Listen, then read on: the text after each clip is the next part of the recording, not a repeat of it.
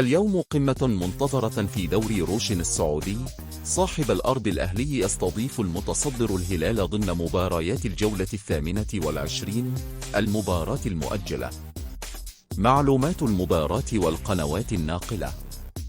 ملعب المباراة استاد مدينة الملك عبد الله الرياضية، الجوهرة المشعة.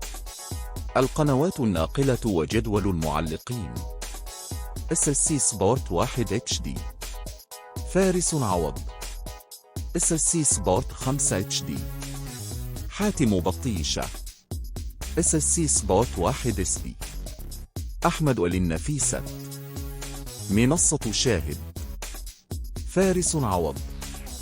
وقت المباراة 9:00. تاريخ المباراة 6 مايو لسنة 2024. شكرا للمشاهدة.